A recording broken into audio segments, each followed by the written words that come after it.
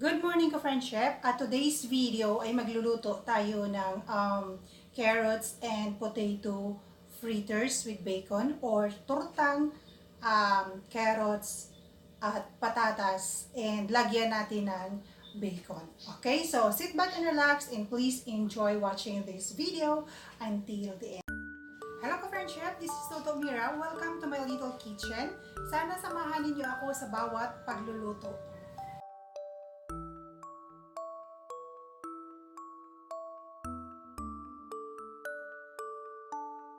Here are the ingredients. We have here 2 cups carrots, grated and squeezed na siya.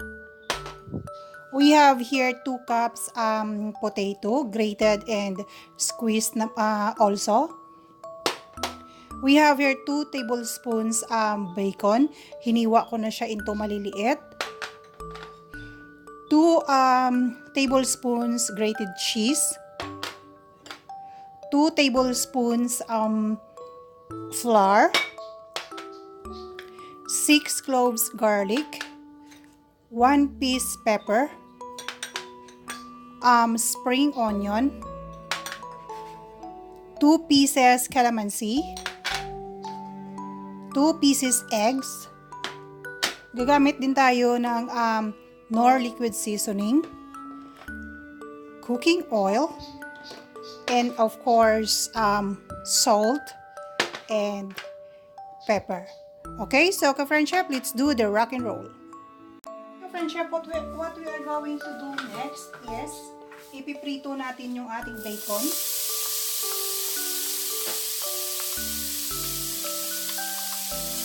Ayan. So hayaan lang natin yung bacon natin dyan, ka-friend chef, hanggang mag-render siya ng sarili niyang spots or mag-golden brown yung ating bacon. Ito na yung ating bacon. So, i-remove natin siya sa wok and ilalagay natin sa plato na may paper towel to remove the excess oil. Going to do next ka-friend chef is i-combine lang natin ang lahat ng ingredients.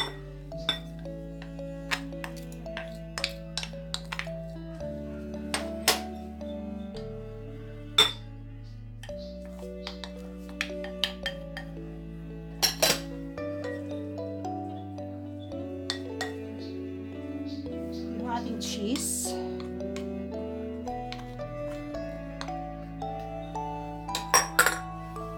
ating pepper,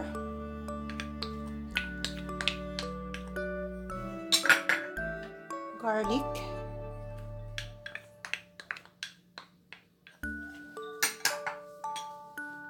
spring onion,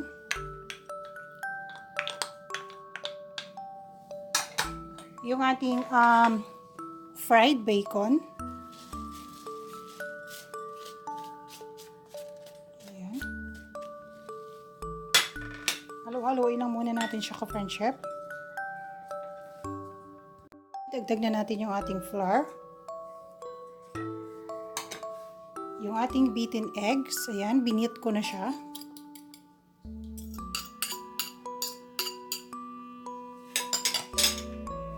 Dagdagan natin ng, mag-squeeze tayo ng 2 pieces calamansi. Ayan. Lagyan natin ng Knorr liquid seasoning.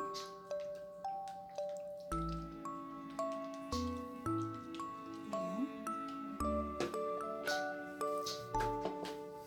Konting salt. Pepper. Ayan. So, mix lang natin siya. Mix thoroughly ka-friend chef.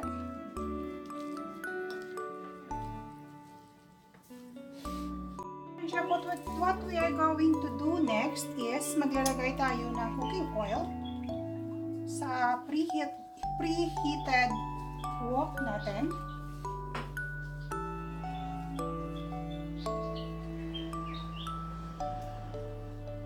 Then maglalagay tayo ng mixture natin for about a tablespoon.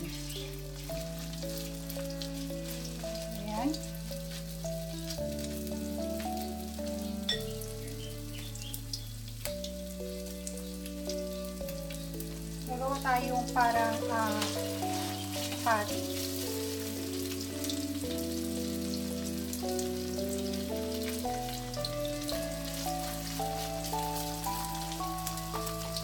So, ayan ka French chef. Prito lang natin siya hanggang maging golden brown yung ating mixture. Chef, luto na yung ating tortang carrots at patatas. So, what we are going to do is, i-remove natin siya sa wok and then ilalagay natin sa plato na may paper towel to remove the excess oil. Friends, chef, ito na po yung ating finished product. Yung ating potato and carrots fritters or tortang carrots at patatas with bacon. Okay, so ka-friends, chef, lalagyan natin siya ng dipping sauce. Ayan, ketchup lang yan. Para mas masarap.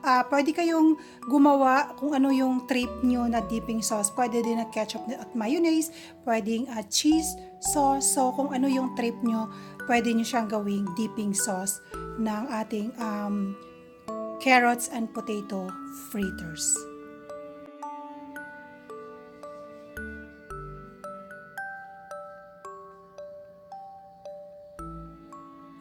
Okay ka friends, chef, sana nagustuhan ninyo ang dish natin sa araw na ito. Kindly hit that like and share button, and to those who are new to my channel, please do hit that subscribe button and kindly include the notification bell. And every single comment is highly appreciated. Okay, once again, this is Tutu Mira at your service. Always remember that happiest people don't have the best of everything, they just make the best of everything. Okay, thank you very much for watching. See you on my next video. God bless us all. Bye-bye!